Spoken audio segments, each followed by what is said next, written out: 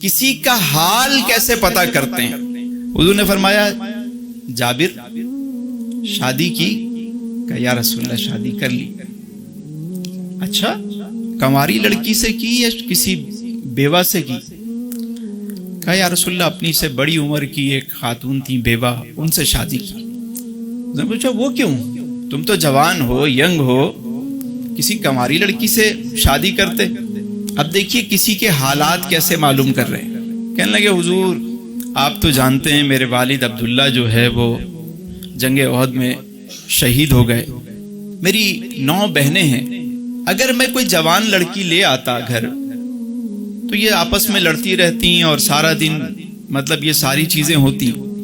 اپنی سے بڑی عمر کی خاتون سے شادی اس لیے کی کہ وہ گھر آ جائیں اور گھرداری کے جو معاملات ہیں ان کو سنبھال لیں، اور میری بہنوں کے جو شادی کے رشتے کے معاملات ہیں وہ بھی وہ طے کریں، اور گھر کا انتظام اور انصرام بھی مناسب ہو جائے۔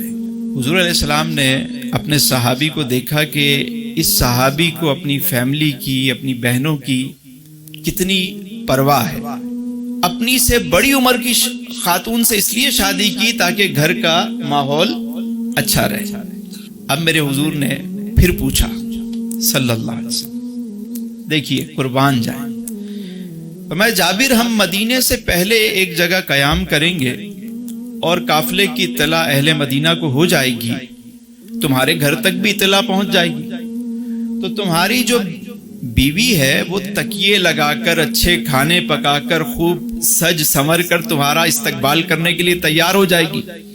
حضرت جابر کہنے لگے حضور ہم غریب لوگ، یہ تکیے یہ اچھے کھانے کہاں، بس پیٹ بھر کے کھانا کبھی مل جاتا ہے تو ہم شکر ادا کرتے ہیں۔ گھر کے حالات، حضور نے یوں نہیں پوچھا کہ گھر میں معاملات کیسے، نہیں، صرف ایک سوال کیا تو اندازہ ہو گیا کہ ان کے فیملی کے معاملات اور گھر کے معاملات کیسے ہیں۔ سواری چل رہی ہے، قافلہ آگے بڑھ رہا ہے، تو میرے آقا کریم علیہ السلام نے ارشاد فرمایا جابر اپنا یہ اونٹ بیچو گے مجھے؟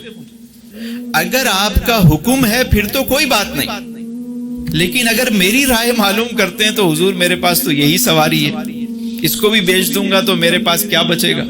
فرمایا دیکھو تمہارا اونٹ تو اب تازہ ہو گیا، صحت مند ہو گیا، بیچ دو، 1 درہم لے لو اس کا۔ حضرت جابر کہنے لگے حضور 1 درہم اگر حکم ہے تو پھر تو میں ویسے ہی آپ کی خدمت میں پیش کر دوں گا، لیکن اگر 1 درہم میں اونٹ، اور میں 2 لے لو، 3 لے لو، حضور 4 لے لو، اچھا ایسا کرو 10 لے لو۔ گفتگو جاری ہے، حضور نے فرمایا اچھا 20 درہم۔ حضرت جابر مسکرا رہے ہیں، اچھا 30 درہم لے لو، چلو ایسا کرو 40 درہم لے لو۔ جب 40 درہم کی بات آئی تو حضرت جابر بن عبداللہ کہتے ہیں حضور بس اب ٹھیک ہے، اب سودا منظور ہو گئی، ڈیل ڈن ہو گئی، مگر میری ایک شرط ہے۔ فرمایا وہ کیا؟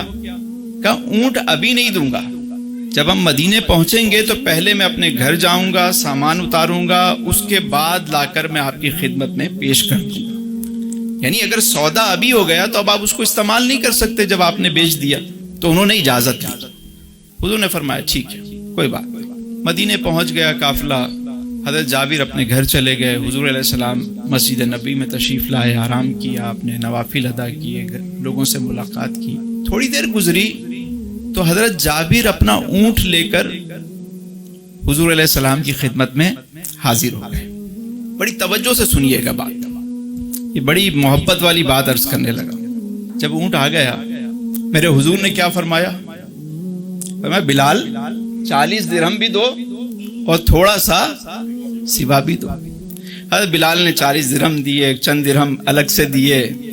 حضرت جابر خوشی خوشی جو ہے وہ جانے لگے کہ بہت مہنگا اونٹ جو ہے وہ میں نے بیچ دیا۔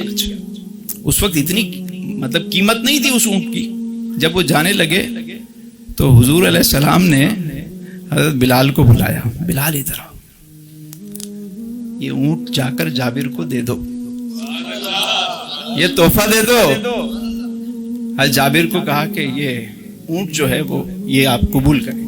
حضرت جابر کہنے لگے کیا سودا پسند نہیں آیا؟ دوڑے دوڑے حضور کی خدمت میں آئے، سرکار کیا سودا پسند نہیں آیا؟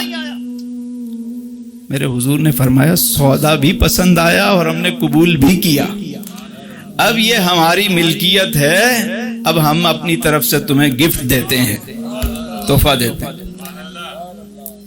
طریقہ ہے کسی کی پردہ پوشی، سیلف ریسپیکٹ، کسی کو دینا ہے تو اس انداز سے دینا ہے، خوش کر کے دینا ہے، ایسی ادا سے دینا ہے کہ اسے لینے کے بعد اسے سر نہ جھکانا پڑے،